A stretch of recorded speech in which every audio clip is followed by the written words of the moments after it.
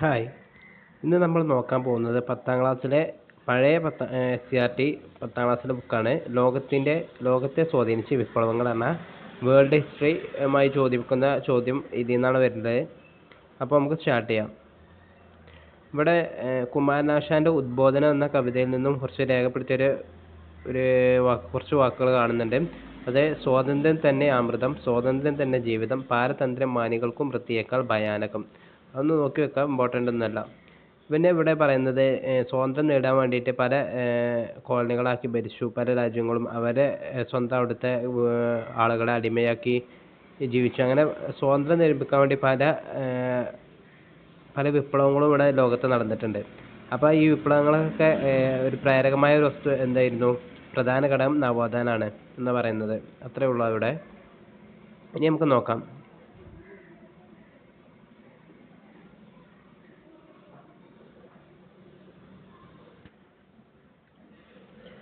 യുക്തിരഹിതമായ വിശ്വാസങ്ങളെയും സമ്പ്രദായങ്ങളും ചോദ്യം ചെയ്യാൻ നവോത്ഥാനത്തിന്റെ ഫലമായി രൂപം കൊണ്ട പുതിയ കാഴ്ചപ്പാടുകൾ മനുഷ്യനെ പ്രേരിപ്പിച്ചു. നവോത്ഥാനത്തിന്റെ ഫലമായി ശാസ്ത്രരംഗത്തുണ്ടായ പുരോഗതി 18ാം നൂറ്റാണ്ടിൽ യൂറോപ്പിൽ ജ്ഞാനോദയത്തിന് രൂപം നൽകി. സ്വാതന്ത്ര്യം, ജനാധിപത്യം, സമത്വം, ദേശീയത തുടങ്ങിയ ആശയങ്ങൾ ജ്ഞാനോദയ ചിന്തകൾ പ്രേരിപ്പിച്ചു. അന്ന് നിലവിലുണ്ടായിരുന്ന ഏകാധിപത്യ വ്യവസ്ഥകളെ എതിർക്കാൻ ലോകത്തിന്റെ വിവിധ ഭാഗങ്ങളിലുള്ള ജനങ്ങൾ ഇത് പ്രചോദനം നൽകി.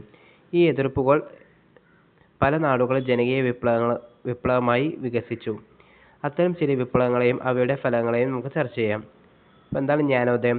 യൂറോപ്പിൽ ശാസ്ത്രരംഗത്തുണ്ടായ കണ്ടുപിടുത്തങ്ങളാണ് ജ്ഞാനോദയം എന്നറിയപ്പെടുന്നത്. യൂറോപ്പിലെ ശാസ്ത്രരംഗത്തുണ്ടായ കണ്ടുപിടുത്തങ്ങളാണ് ജ്ഞാനോദയം എന്ന ബൗദ്ധികവും സാംസ്കാരികവുമായ പ്രസ്ഥാനത്തിന് രൂപം നൽകിയത്. യുക്തിചിന്തയ്ക്ക് പ്രാധാന്യം നൽകിയ ജ്ഞാനോദയ ചിന്തകൾ സമൂഹം നിരന്തരം പുരോഗതിയിലേക്ക് വളരുകയാണെന്ന് അഭിപ്രായപ്പെട്ടു. ഇനി അമേരിക്കൻ സ്വാതന്ത്ര്യ സമരം. ഇവിടെ നിന്നാണ് എക്സാമിന് കൂടുതൽ ചോദിക്കാറുണ്ട്. അപ്പോൾ നമുക്ക് സ്റ്റാർട്ട് ചെയ്യാം. അമേരിക്കൻ സ്വാതന്ത്ര്യ സമരം 18ാം നൂറ്റാണ്ടിൽ രണ്ടാം പകുതിയിൽ വടക്കേ അമേരിക്കയുടെ വിവിധ ഭാഗങ്ങളിൽ മുഴങ്ങിക്കേട്ട മുദ്രാവാക്യമായിരുന്നു എന്ത്? പ്രാതിനിധ്യമില്ലാതെ നികുതിയില്ല എന്നത്. ഇതിന് രൂപം നൽകിയത് ആരായിരുന്നു? ജെയിംസ് ഓട്ടിസ് ആണ്. അപ്പോൾ ജെയിംസ് ഓട്ടിസ് രൂപം നൽകിയ മുദ്രാവാക്യമാണ് പ്രാതിനിധ്യമില്ലാതെ നികുതിയില്ല. ഇത് അമേരിക്കൻ സ്വാതന്ത്ര്യ സമരവുമായി ബന്ധപ്പെട്ടതാണ്. ശക്തമായ ഒരു പ്രക്ഷോഭത്തിന്റെ ഭാഗമാണ് അമേരിക്കൻ ജനത മുദ്രാവാക്യം ഉയർത്തിയത്. അതിനിടയാക്കിയ സാഹചര്യം എന്താണെന്ന് പരിശോധിക്കാം. അതിനിടയാക്കിയ സാഹചര്യം 16ാം നൂറ്റാണ്ടിന്റെ ആരംഭം മുതൽ യൂറോപ്പിൽ നിന്നും വടക്കേ അമേരിക്കയിലേക്ക് ജനങ്ങൾ കുടിയേറാൻ തുടങ്ങി. വിഭവങ്ങൾ കൈയടക്കുക എന്നതായിരുന്നു കുടിയേറ്റത്തിന്റെ പ്രധാന ലക്ഷ്യം. 18ാം നൂറ്റാണ്ടോടെ ഇംഗ്ലണ്ട് വടക്കേ അമേരിക്കയുടെ കിഴക്കൻ തീരങ്ങളിൽ 13 കോളനികൾ സ്ഥാപിച്ചു. ഇംഗ്ലണ്ടാണ് സ്ഥാപിച്ചത്. ഇംഗ്ലണ്ട് വടക്കേ അമേരിക്കയുടെ കിഴക്കൻ തീരങ്ങളിൽ 13 കോളനികൾ സ്ഥാപിച്ചു. അവ ഭൂപടത്തിൽ കണ്ടിട്ട് പരിശോധിക്കാം. ഏതൊക്കെയായിരുന്ന കോളനികൾ? ന്യൂ ഹാംപ്ഷയർ, മസാച്യുസെറ്റ്സ്, അങ്ങനെ 13 കോളനികൾ. Georgia, South Carolina, North Carolina, New York, അങ്ങനെ 13 കോളനികൾ വടക്കേ അമേരിക്കയിൽ ആരാണ് സ്ഥാപിച്ചത്? ഇംഗ്ലണ്ട്. അമേരിക്കയിലെ കുടിയേറ്റം 1492 സ്പാനിഷ് ഗവൺമെന്റിന്റെ നാവികനായ വടക്കേ അമേരിക്കയിലെത്തിയ ക്രിസ്റ്റഫർ കൊളംബസ് തദ്ദേശീയരായ ജനങ്ങളെ ഇന്ത്യക്കാർ എന്ന് വിളിച്ചു. 1492 ഇന്ത്യയിലെ ജനങ്ങൾ എന്ന് കരുതിയാണ് അവരെ അങ്ങനെ വിളിച്ചത്. പിൽക്കാലത്ത് ഇവർ റെഡ് ഇന്ത്യൻസ് എന്നറിയപ്പെട്ടു. ഇംഗ്ലണ്ടിലെ രാജാവിന്റെ മതപീഡനത്തിനെ തുടർന്ന് 17ാം നൂറ്റാണ്ടിൽ മേഫ്ലയർ എന്ന കപ്പലിൽ അമേരിക്കയിലെത്തിയ ഒരു വിഭാഗം ഇംഗ്ലീഷുകാരാണ് അവിടെ ആദ്യമായി കോളനികൾ സ്ഥാപിച്ചത്. ഇവർ തീർത്ഥാടക പിതാക്കൾ എന്നറിയപ്പെട്ടു. യൂറോപ്യൻ കുടിയേറ്റം വ്യാപകമായതോടെ റെഡ് ഇന്ത്യക്കാർ ഉൾപ്രദേശങ്ങളിലേക്ക് ആട്ടിയോടിക്കപ്പെട്ടു. അവരുടെ ഭൂമിയും ആട്ടിൻപറ്റവും യൂറോപ്യന്മാർ കവർന്നു. തങ്ങളുടെ വ്യവസായങ്ങൾക്ക് ആവശ്യമായ അസംസ്കൃത വസ്തുക്കളുടെ ശേഖരിക്കാനുള്ള കേന്ദ്രവും ഉൽപ്പന്നങ്ങളും വിറ്റഴിക്കാനുള്ള കമ്പോളവും ഇംഗ്ലീഷുകാർ അമേരിക്കൻ കോളനികളെ കണക്കാക്കി. മാതൃരാജ്യമായ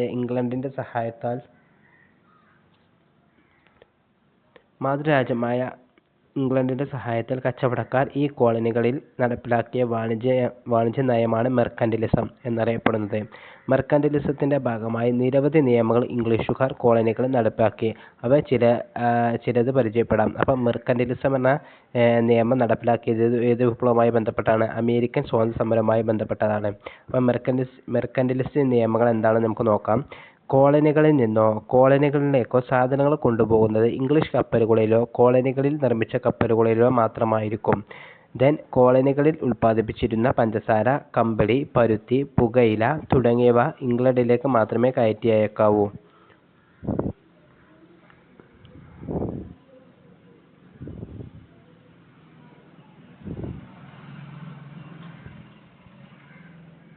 കോളനികളിലെ നിയമപരമായ പ്രമാണങ്ങൾ, വർത്തമാനപത്രങ്ങൾ, ലഘുലേഖകൾ, ലൈസൻസുകൾ തുടങ്ങിയവയെല്ലാം ഇംഗ്ലണ്ടിന്റെ മുദ്ര പതിപ്പിക്കണം. കോളനിയിൽ നിലനിർത്തിയിട്ടുള്ള ഇംഗ്ലീഷുകാരുടെ സൈന്യത്തിനുള്ള താമസസ്ഥലവും അത്യാവശ്യ സൗകര്യങ്ങളും കോളനിക്കാർ നൽകണം. കോളനികളിലേക്ക് ഇറക്കുമതി ചെയ്യുന്ന തേയില, ഗ്ലാസ്, കടലാസ് എന്നിവയ്ക്ക് ഇറക്കുമതി ചുങ്കം നൽകണം. ഇതൊക്കെയാണ് മെർക്കന്റിലിസ്റ്റ് നിയമങ്ങൾ. മെർക്കന്റിലിസ്റ്റ് നിയമങ്ങൾ ജസ്റ്റ് ഒന്ന് വായിച്ചു പോയാൽ മതി. ഈ മെർക്കന്റിലിസ്റ്റ് നിയമം നടപ്പിലാക്കിയത് എവിടെയാണെന്ന് ചോദിച്ചാൽ അമേരിക്കൻ സ്വാതന്ത്ര്യ സമരവുമായി ബന്ധപ്പെട്ടാണ്. അമേരിക്കയിലാണ്, വടക്കേ അമേരിക്കയിൽ. അപ്പോൾ അമേരിക്കൻ സ്വാതന്ത്ര്യ സമരവുമായി ബന്ധപ്പെട്ട നിയമങ്ങളാണ് മെർക്കന്റിലിസ്റ്റ് നിയമങ്ങൾ. ഈ മെർക്കന്റിലിസ്റ്റ് നിയമങ്ങൾ നടപ്പിലാക്കിയത് ഇംഗ്ലണ്ടുകാരാണ്. അത്രേ ഉള്ളൂ. ഇനി next, Boston tea party. English government തേയിലയുടെ മേൽ ഉയർന്ന നികുതി ചുമത്തിയതിനെതിരെ അമേരിക്കയിൽ ശക്തമായ പ്രതിഷേധം ഉയർന്നു. 1773 ഡേറ്റ് ഇമ്പോർട്ടൻ്റ് ആണ്. 1773 ഡിസംബർ 16 രാത്രിയിൽ റെഡ് ഇന്ത്യക്കാരുടെ വേഷം ധരിച്ച ബോസ്റ്റണിലെ ഒരു വിഭാഗം ജനങ്ങൾ ബോസ്റ്റൺ തുറമുഖത്ത് നങ്കൂരമിട്ടിരിക്കുന്ന ഇംഗ്ലീഷ് കപ്പലിൽ കയറി അതിലുണ്ടായിരുന്ന 342 പെട്ടി തേയില കടലിലേക്ക് വലിച്ചെറിഞ്ഞു. ഇത് ബോസ്റ്റൺ ടീ പാർട്ടി എന്നറിയപ്പെടുന്നു. ഇപ്പോൾ ബോസ്റ്റൺ ടീ പാർട്ടി ഏത് വിപ്ലവവുമായി ബന്ധപ്പെട്ടാണ്? അമേരിക്കൻ സ്വാതന്ത്ര്യ സമരവുമായി ബന്ധപ്പെട്ടാണ് നടന്നത്. 1773 ഡിസംബർ 16. എന്തിനാണ് അവരെ തേയിലക്ക് മേലിൻ്റെ കൂടുതൽ നികുതി ചുമത്തി. അതുകൊണ്ട് അവിടുത്തെ ജനങ്ങൾ എന്താട്ടി, ഇറക്കുമതി ചെയ്യുന്ന തേയിലമേൽ ഇംഗ്ലീഷ് കപ്പലിൽ കയറിയിട്ട് അവിടുത്തെ തേയിലപ്പെട്ടിയൊക്കെ കടലിലേക്ക് വലിച്ചെറിഞ്ഞു. അതാണ് ബോസ്റ്റൺ ടീ പാർട്ടി എന്നറിയപ്പെടുന്നത്. അപ്പോൾ ജസ്റ്റ് ആ ബോസ്റ്റൺ ടീ പാർട്ടി ഏത് വിപ്ലവം? 1773 December 16. Boston tea party 1773 December 16.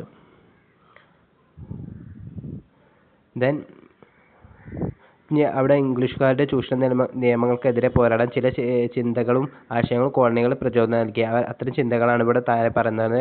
John Locke. മനുഷ്യന് ചില മൗലികാവകാശങ്ങളുണ്ട്, അതിനെ ഹനിക്കാൻ ഒരു ഗവൺമെന്റിനും അവകാശമില്ല. ഇമ്പോർട്ടൻ്റ് ആണ്, അതൊക്കെ ചോദിക്കുള്ളൂ. അപ്പോൾ മനുഷ്യന് ചില മൗലികാവകാശങ്ങളുണ്ട്, അതിനെ ഹനിക്കാൻ ഒരു ഗവൺമെന്റിനും അവകാശമില്ല എന്ന് പറഞ്ഞത് ആരാണ്? ജോൺ ലോക്കാണ്. അപ്പോൾ ജോൺ ലോക്ക് എന്ത് ചെയ്യുക? ലോക്കാക്കുക, ഒരു മൗലികാവകാശങ്ങൾ ലോക്കാക്കുക എന്ന് ഉയർത്താൽ മതി. അപ്പോൾ മനുഷ്യന് ചില മൗലികാവകാശങ്ങളുണ്ട്, അതിനെ ഹനിക്കാൻ, അതിനെ ലോക്കാക്കാൻ ഒരു ഗവൺമെന്റിനും അവകാശമില്ല എന്ന് പറഞ്ഞത് ജോൺ ലോക്കാണ്. തോമസ് പെയിൻ പറഞ്ഞത് എന്താണ്? ഏതെങ്കിലും വിദേശ ശക്തികൾക്ക്, അതായത് ഇംഗ്ലണ്ടുകാരാണല്ലോ അവിടെ ഭരിക്കണേ, അപ്പോൾ ഏതെങ്കിലും വിദേശ ശക്തിക്ക് ഇംഗ്ലണ്ട് ഈ വൻകര വടക്കേ അമേരിക്ക ദീർഘകാലം കീഴടങ്ങി കഴിയണമെന്ന് യുക്തിക്ക് നിരക്കുന്നതല്ല എന്ന് പറഞ്ഞത് ആരാണ്? തോമസ് പെയിനാണ്. ഏതെങ്കിലും വിദേശ ശക്തിക്ക് ഈ വൻകര ദീർഘകാലം കീഴടക്കി കഴിയണമെന്ന് യുക്തിക്ക് നിരക്കുന്നതല്ല എന്ന് പറഞ്ഞ ആരാണ്? Thomas pain. ഇനി നെക്സ്റ്റ്, വൻകര ഒന്നാകെ സമ്മേളിക്കുന്നു.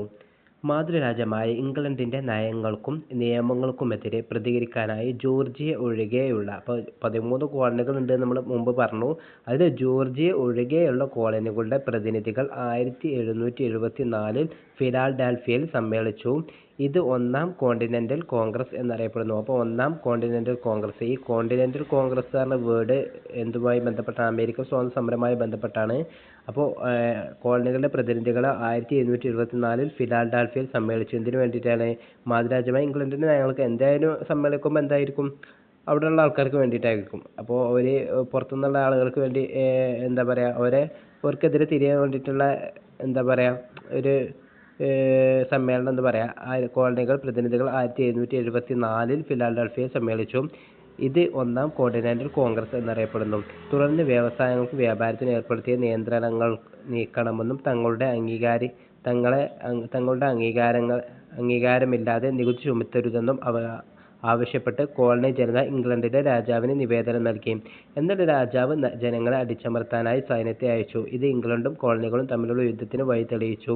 1775 ഫിലാഡൽഫിയയിൽ ചേർന്ന രണ്ടാം കോണ്ടിനെന്റൽ, അപ്പോൾ ഒന്ന് 1774, രണ്ടാമത്തെ 1775. തൊട്ട് പിറ്റത്തെ വർഷം 1775 ഫിലാഡൽഫിയയിൽ ചേർന്ന രണ്ടാം കോണ്ടിനെന്റൽ കോൺഗ്രസ് ജോർജ് വാഷിംഗ്ടണിനെ കോണ്ടിനെന്റൽ സൈന്യത്തിന്റെ തലവനായി തെരഞ്ഞെടുക്കപ്പെട്ടു. ഈ സമയം തോമസ് പെയിൻ തന്റെ കോമൺ സെൻസ് എന്ന ലഘുലേഖയിലൂടെ ഇംഗ്ലണ്ടിൽ നിന്നും വേർപിരിയുകയാണ് ഇംഗ്ലീഷുകാരെ സംബന്ധിച്ച് വിവേകപൂർവമായ പ്രവൃത്തിയെന്ന് പ്രഖ്യാപിച്ചു. അപ്പോൾ ഈ കോമൺ സെൻസ് എന്ന ലഘുലേഖ ആരുതാണ്? കോമൺ സെൻസ് എന്ന ലഘുലേഖ തോമസ് പെയിൻ്റെ ലഘുലേഖയാണ് കോമൺ സെൻസ്. അപ്പോൾ അദ്ദേഹം പറഞ്ഞെന്താണ്? ഇംഗ്ലണ്ടിൽ നിന്ന് വേർപിരിയാണെന്ന് അമേരിക്കക്കാർ ബുദ്ധി എന്ന് പറഞ്ഞു. അപ്പോൾ 1776 ജൂലൈ 4 അമേരിക്കൻ കോണ്ടിനെന്റൽ കോൺഗ്രസ് ലോക പ്രശസ്തമായ സ്വാതന്ത്ര്യ പ്രഖ്യാപനം നടത്തി. 1776 ജൂലൈ 4 അമേരിക്കൻ കോണ്ടിനെന്റൽ കോൺഗ്രസ് ലോക പ്രശസ്തമായ സ്വാതന്ത്ര്യ പ്രഖ്യാപനം നടത്തി. Thomas pain, Thomas Jefferson, Benjamin Franklin എന്നിവർ തയ്യാറാക്കിയ സ്വാതന്ത്ര്യ പ്രഖ്യാപനത്തിന്റെ ഒരു ഭാഗമായിട്ടാണ് നൽകിയിട്ടുള്ളത്. താഴെ കൊടുത്തിട്ടുണ്ട്. ഇമ്പോർട്ടൻ്റ് അല്ല. ഇനി എന്താണ്? സ്വാതന്ത്ര്യ പ്രഖ്യാപനത്തോടെ ഇംഗ്ലണ്ടും അമേരിക്കൻ കോളനികളും തമ്മിൽ ആരംഭിച്ച യുദ്ധം 1781 അവസാനിച്ചു. 1783 പാരീസ് ഉടമ്പടി, അത് ഇമ്പോർട്ടൻ്റ് ആണ്. 1783 പാരീസ് ഉടമ്പടി പ്രകാരം ഇംഗ്ലണ്ട് 13 കോളനികളുടെ സ്വാതന്ത്ര്യം അംഗീകരിച്ചു. അപ്പോൾ പാരീസ് ഉടമ്പടി, പാരീസ് എവിടെയാണ്? ഫ്രാൻസിലാണ്. അപ്പോൾ അവിടെ കണക്ട് ആകാൻ പാടില്ല. ഫ്രഞ്ച് വിപ്ലവവുമായി ബന്ധപ്പെട്ട് കണക്ട് ആകാൻ പാടില്ല. അപ്പോൾ പാരീസ് ഉടമ്പടി എന്തുമായി ബന്ധപ്പെട്ടാണ്? അമേരിക്കൻ സ്വാതന്ത്ര്യ സമരവുമായി ബന്ധപ്പെട്ടാണ് 1783. എന്തിനു വേണ്ടിയിട്ടായിരുന്നു? ഇംഗ്ലണ്ടിലെ 13 കോളനികളുടെ സ്വാതന്ത്ര്യം പ്രഖ്യാപിച്ചു. ഇംഗ്ലണ്ട് 13 കോളനികളുടെ സ്വാതന്ത്ര്യം പ്രഖ്യാപിച്ചതാണ് പാരീസ് ഉടമ്പടി എന്നറിയപ്പെടുന്നത് 1783. തുടർന്ന് ഫിലാഡൽഫിയയിൽ ചേർന്ന ഭരണഘടനാ സമ്മേളനം ജെയിംസ് മാഡിസന്റെ നേതൃത്വത്തിൽ അമേരിക്കക്കായി ഭരണഘടന തയ്യാറാക്കി. അമേരിക്കൻ ഭരണ തയ്യാറാക്കിയത് ആരാണ്? James Madison. ഒരു മടിയുള്ള ആളാട്ടോ മാഡിസൺ. അമേരിക്കൻ ഭരണ തയ്യാറാക്കിയത്. പുതിയ ഭരണഘടന പ്രകാരം രൂപീകരിക്കപ്പെട്ട അമേരിക്കൻ ഐക്യനാടുകളുടെ ആദ്യ പ്രസിഡന്റായി ജോർജ് വാഷിംഗ്ടണിനെ തെരഞ്ഞെടുക്കപ്പെട്ടു. അമേരിക്ക നിലവിലിരുന്ന വ്യവസ്ഥകളെ മാറ്റിമറിക്കാൻ ഈ സ്വാതന്ത്ര്യ സമരത്തിന് കഴിഞ്ഞു. പിൽക്കാലത്തെ ലോക ചരിത്രത്തിൽ തന്നെ ഏത് ശ്രദ്ധേയമായ സ്വാധീനം ചെലുത്തി? അവ എന്തൊക്കെയാണെന്ന് നമുക്ക് നോക്കാം. എന്തൊക്കെയായിരുന്നു? പിൽക്കാലത്ത് സ്വാതന്ത്ര്യ സമരങ്ങൾക്ക് വിപ്ലവങ്ങൾക്കും പ്രചോദനവും ലക്ഷ്യബോധവും നൽകി. റിപ്പബ്ലിക്കൻ ഭരണരീതി എന്ന ആശയം മുന്നോട്ട് വെച്ചു. ആദ്യത്തെ എഴുതപ്പെട്ട ഭരണഘടന തയ്യാറാക്കി. സംസ്ഥാനങ്ങൾക്ക് സ്വാതന്ത്ര്യവും അധികാരവും നൽകുന്ന ഫെഡറൽ രാഷ്ട്രം എന്ന ആശയം ലോകത്തിന് നൽകി. ഇതൊക്കെ അമേരിക്കൻ സ്വാതന്ത്ര്യ സമരവുമായി ബന്ധപ്പെട്ട് പിൽക്കാലത്ത് പ്രചോദനം നൽകിയതാണ്. എന്തൊക്കെയാണ്? പിൽക്കാലത്ത് സ്വാതന്ത്ര്യ സമരങ്ങൾക്ക് പ്രചോദനം നൽകി. റിപ്പബ്ലിക്കൻ രീതി എന്ന ആശയം, പിന്നെ ആദ്യത്തെ എഴുതപ്പെട്ട ഭരണഘടന, പിന്നെ സംസ്ഥാനങ്ങൾക്ക് സ്വാതന്ത്ര്യവും അധികാരം നൽകുന്ന ഫെഡറൽ രാഷ്ട്രം എന്ന്. ഇനി നെക്സ്റ്റ് ഫ്രഞ്ച് വിപ്ലവം. എന്താണ് ഫ്രഞ്ച് വിപ്ലവം? ഞാനാണ് രാഷ്ട്രം, രാജാവിൻ്റെ അധികാരങ്ങളെല്ലാം ദൈവം നൽകിയതാണ്. അതിനാൽ രാജാവിനെ ചോദ്യം ചെയ്യാൻ ദൈവത്തിന് മാത്രമേ അധികാരമുള്ളൂ എന്ന് പറഞ്ഞ ആരാണ്? ലൂയി 14. അപ്പം ലൂയി 14 ഇതാണ് ഞാനാണ് രാഷ്ട്രം, രാജാവിൻ്റെ അധികാരങ്ങളെല്ലാം ദൈവം നൽകിയതാണ്. അതിനാൽ രാജാവിനെ ചോദ്യം ചെയ്യാൻ ദൈവത്തിന് മാത്രമേ അധികാരമുള്ളൂ എന്ന് പറഞ്ഞ ആരാണ്? ലൂയി 14. പിന്നെ ലൂയി 15 സ്റ്റേറ്റ്മെൻ്റാണ് എനിക്ക് ശേഷം പ്രളയം എന്ന് പറഞ്ഞ ആരാണ്? ലൂയി 15. 15 പ്രളയം.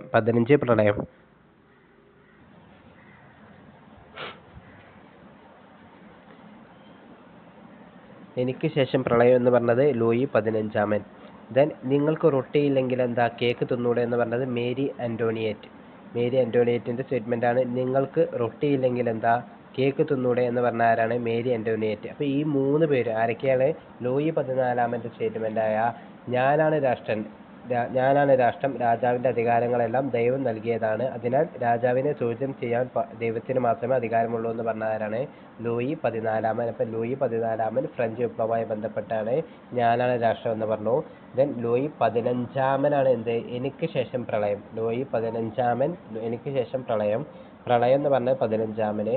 പിന്നെ മേരി ആൻ്റോണിയറ്റ് പറഞ്ഞത് നിങ്ങൾക്ക് റൊട്ടിയില്ലെങ്കിൽ എന്താ കേക്ക് തിന്നൂടെ എന്ന് പറഞ്ഞത് എന്താണ്? ആരാണ്? മേരി ആൻ്റോണിയറ്റ്. ദെൻ 17-18 നൂറ്റാണ്ടുകളിൽ ഫ്രാൻസിന്റെ ഭരണം നിയന്ത്രിച്ചവരുടെ ചില പ്രസ്താവനകളുടെ അവരുടെ അധികാര കേന്ദ്രമായ വേഴ്സായ് കൊട്ടാരത്തിന്റെ ചിത്രമായി മുകളിൽ നൽകിയിരിക്കുന്നത്. ഇതിൽ നിന്ന് അക്കാലത്ത് ഫ്രാൻസിൽ നിലനിന്നിരുന്ന ഭരണത്തെ എന്തെല്ലാം വിവരങ്ങൾ കണ്ടെത്താം. എന്താണ്? ഏകാധിപത്യ ഭരണമായിരുന്നു നിലനിന്നിരുന്നത്. ഭരണാധികാരികൾ ധൂർത്തന്മാരായിരുന്നു. ഫ്രാൻസിൽ നിലനിന്നിരുന്ന ഭരണ സമ്പ്രദായത്തിനു കീഴിൽ ജനങ്ങളുടെ സ്ഥിതി എങ്ങനെയായിരിക്കാം? അവിടെ തന്നിട്ടുള്ള വരികൾ അതിലേക്ക് വിരൽ ചൂണ്ടുന്നവയാണ്. ഫ്രാൻസിൽ 10ൽ 9 പേരും പട്ടിണി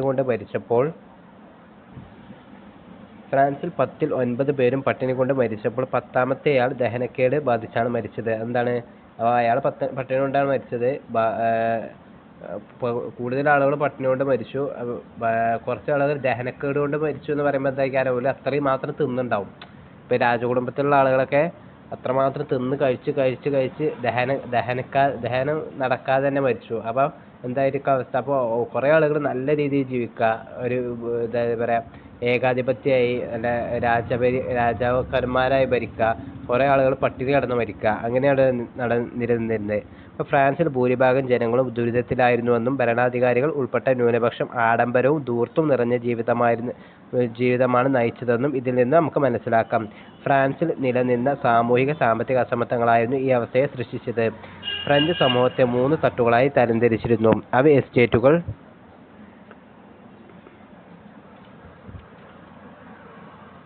എസ്റ്റേറ്റുകൾ എന്നാണ് അറിയപ്പെട്ടിരുന്നത്.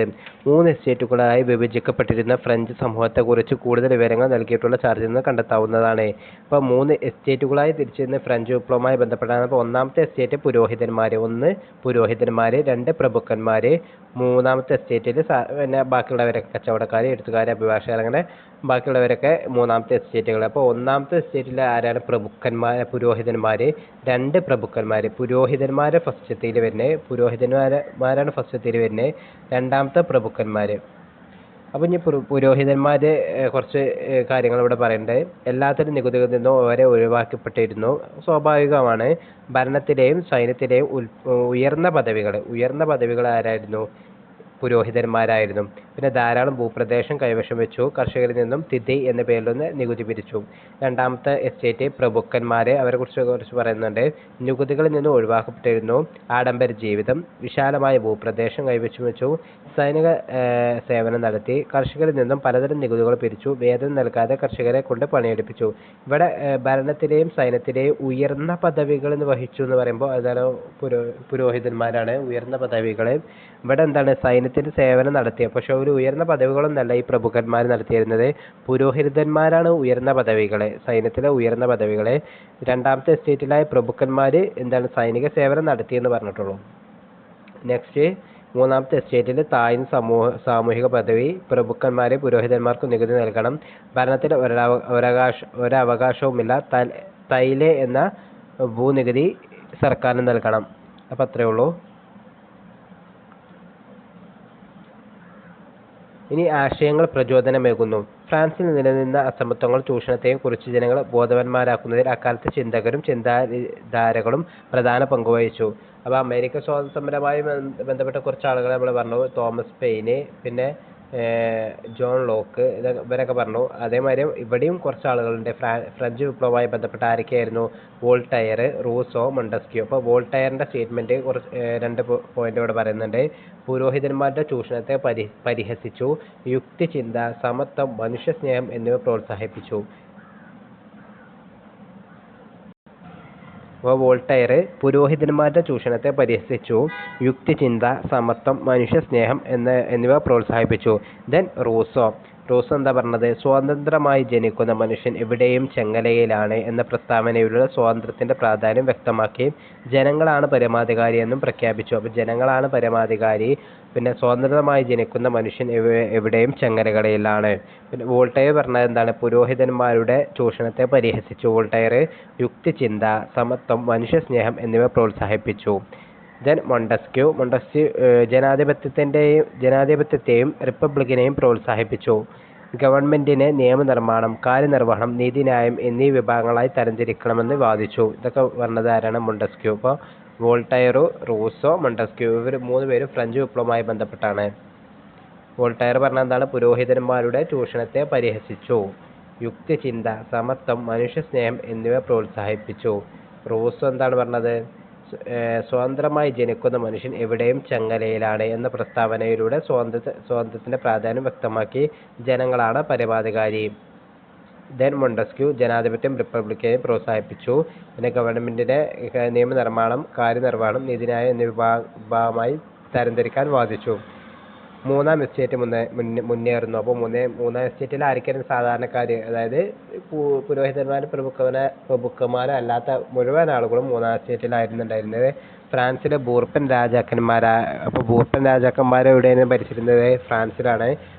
ഫ്രാൻസിലെ ബൂർബൻ രാജാക്കന്മാർ, പുരോഹിതർ, പ്രഭുക്കന്മാർ തുടങ്ങിയവർ നയിച്ച ആഡംബര ജീവിതം, ധൂർത്ത്, യുദ്ധങ്ങൾ എന്നിവയും തുടർച്ചയായ വരൾച്ചയും കൃഷിനാശവും ഫ്രാൻസിലെ സാമ്പത്തിക സ്ഥിതി അതീവ ഗുരുതരമാക്കി.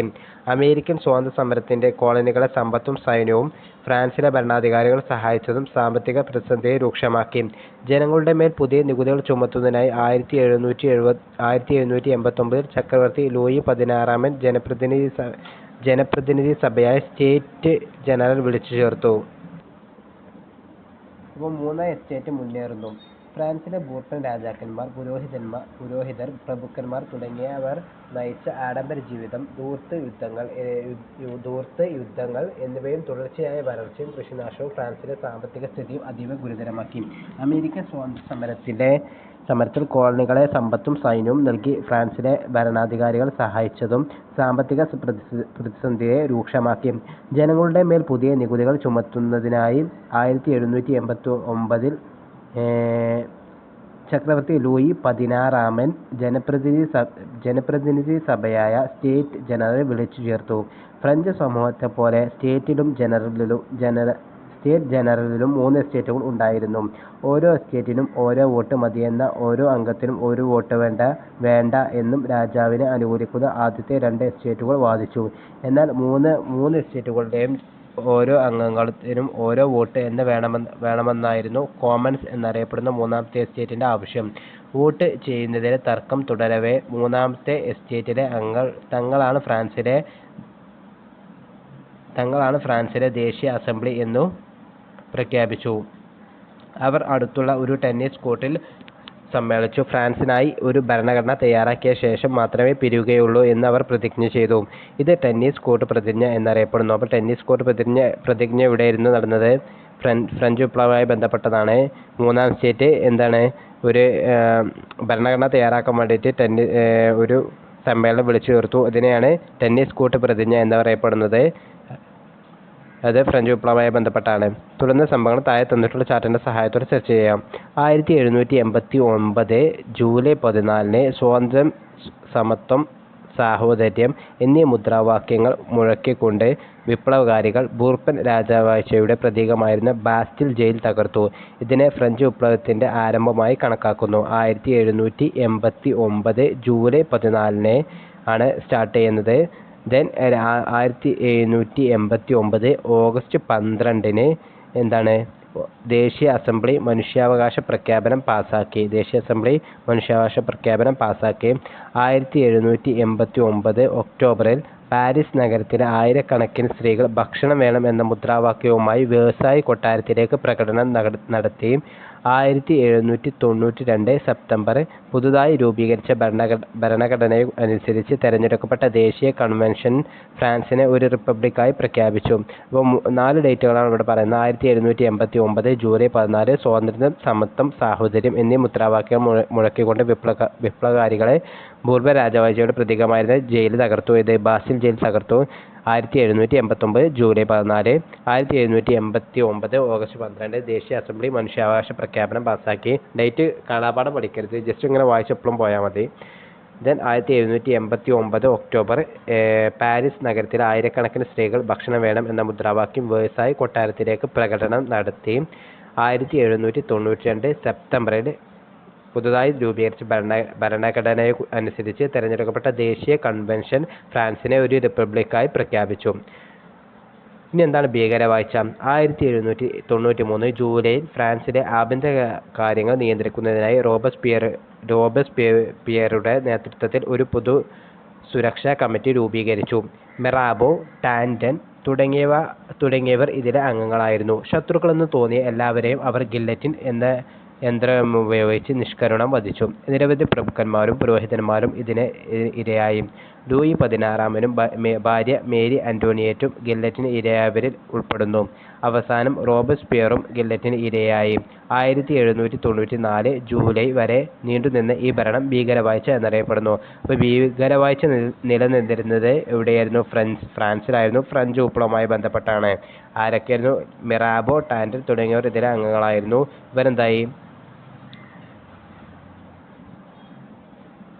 ഇവരെന്തായിരുന്നു? ഗില്ലറ്റിൻ ഉപയോഗിച്ച് എല്ലാവരും നിഷ്കരുണം വധിച്ചു.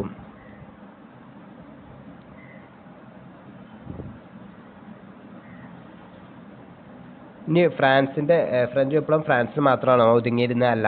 യൂറോപ്പിലാകമാനം അതിൻ്റെ ഒരു പ്രകമ്പനം ഉണ്ടായിരുന്നു. അതാണ് ഇവിടെ പറയുന്നത്. ഫ്രാൻസിൽ തുമ്മിയാൽ യൂറോപ്പിനാകെ ജലദോഷം പിടിക്കും. ഫ്രഞ്ച് വിപ്ലവത്തിൻ്റെ സ്വാധീനത്തെക്കുറിച്ച് ആസ്ട്രിയൻ ഭരണാധികാരിയായിരുന്ന മെറ്റോണിക് പറഞ്ഞ അഭിപ്രായമാണിത്. എന്തുകൊണ്ടായിരിക്കും അദ്ദേഹം ഇങ്ങനെ അഭിപ്രായപ്പെട്ടത്? ഫ്രഞ്ച് വിപ്ലവത്തിൻ്റെ സ്വാധീന വിഷയമായ ചിത്രങ്ങൾ ശ്രദ്ധിക്കൂ. എന്താണ്? ഫ്രഞ്ച് വിപ്ലവം ഇന്ത്യയും. ഈ ഫ്രഞ്ച് വിപ്ലവവുമായി ബന്ധപ്പെട്ട സ്വാധീനങ്ങളെ കുറിച്ച് പറയുന്നുണ്ട്. അമേരിക്കൻ സ്വാതന്ത്ര്യ സമരവുമായി ബന്ധപ്പെട്ട് ലാസ്റ്റ് കുറച്ച് ഇത് പറഞ്ഞല്ലോ. എന്തൊക്കെ ലോകത്തിലെ വിപ്ലവവുമായി ബന്ധപ്പെട്ട് ഫെഡറല് അങ്ങനെ കുറച്ച് കാര്യങ്ങൾ നമ്മുടെ അമേരിക്കൻ സ്വാതന്ത്ര്യ സമരവുമായി ബന്ധപ്പെട്ട് കുറച്ച് പറഞ്ഞു. അതേപോലെ ഫ്രഞ്ച് വിപ്ലവത്തെ സ്വാധീനിച്ച കുറച്ച് കാര്യങ്ങളുണ്ട്. എന്തൊക്കെയായിരുന്നു? പിൽക്കാലത്തെ ലോകത്തുണ്ടായിരുന്ന എല്ലാ വിപ്ലവങ്ങൾക്കും ആവേശം പകർന്നു. യൂറോപ്യൻ ഫ്യൂഡൽ വ്യവസ്ഥയുടെ അന്ത്യം കുറിക്കുകയും സ്വേച്ഛാധിപത്യ ഭരണകൂടങ്ങൾക്ക് ഭീഷണിയാവുകയും ചെയ്തു. രാജ്യമെന്നാൽ പ്രദേശമല്ല, രാജ്യത്തെ ജനങ്ങളാണെന്ന് പ്രഖ്യാപിച്ചു. ജനകീയ പരമാധികാരം എന്ന ആശയം മനുഷ്യരാശിക്ക് നൽകി. ദേശീയതയുടെ ആവിർഭാവത്തിന് വഴിയൊരുക്കി. മധ്യവർഗത്തിൻ്റെ വളർച്ചയെ സഹായിച്ചു. സ്വാതന്ത്ര്യം, സമത്വം, സാഹോദര്യം എന്ന ആശയം പിൽക്കാലത്ത് ലോകത്തുണ്ടായിരുന്ന എല്ലാ വിപ്ലവങ്ങൾക്കും ആവേശം പകർന്നു. അങ്ങനെ കുറച്ച് കാര്യങ്ങൾ പറയുന്നുണ്ട്. അത് ഇമ്പോർട്ടൻ്റ് അല്ല, ജസ്റ്റ് വായിച്ചു പോയാൽ തന്നെ നമുക്ക് ഓർമ്മ ഉണ്ടാവും. ഇനി ഇവിടെ ഫ്രഞ്ച് വിപ്ലവം ഇന്ത്യയും ടിപ്പു സുൽത്താനുമായി ബന്ധപ്പെട്ട ലോകത്താവാനും സ്വാധീനം ചെലുത്തിയ ഫ്രഞ്ച് വിപ്ലവം മൈസൂരിലെ ഭരണാധികാരിയായിരുന്ന ടിപ്പു സുൽത്താനെയും സ്വാധീനിച്ചു. ബ്രിട്ടീഷ് സാമ്രാജ്യത്തിനെതിരെ പോരാടാനുള്ള ഒരു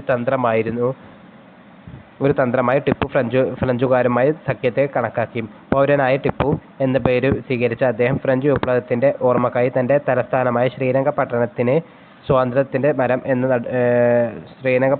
സ്വാതന്ത്ര്യത്തിൻ്റെ മരം നടുകയും ഫ്രഞ്ച് ക്ലബ്ബായ ജാക്കോബിനിൽ അംഗമാവുകയും ചെയ്തു. ഇമ്പോർട്ടൻ്റ് അല്ല.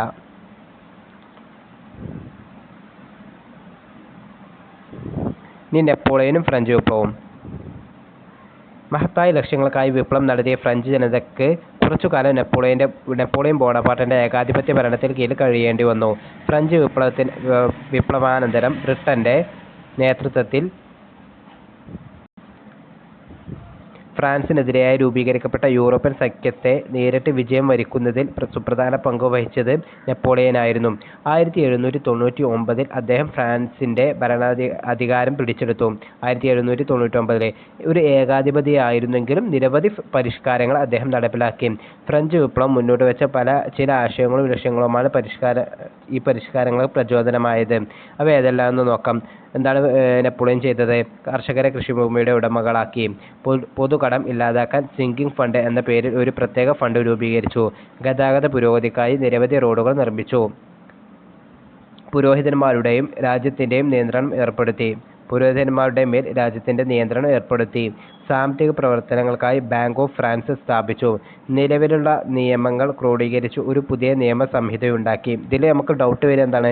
കർഷകർ കൃഷിഭൂമി ഉടമയാക്കി. ഇതൊക്കെ വായിക്കുമ്പോൾ ഒരു പോസിറ്റീവായി തോന്നും. പക്ഷെ പുരോഹിതന്മാരുടെ മേൽ രാജ്യത്തിൻ്റെ നിയന്ത്രണം ഏർപ്പെടുത്തി എന്ന് പറയുമ്പോൾ നമുക്കൊരു നെഗറ്റീവായി തോന്നാം. അപ്പോൾ അത് മുമ്പ് നടപ്പിലാക്കിയ ഒരു നിയമം തന്നെയാണ്. പുരോഹിതന്മാരുടെ മേൽ രാജ്യത്തിൻ്റെ നിയന്ത്രണം ഏർപ്പെടുത്തി.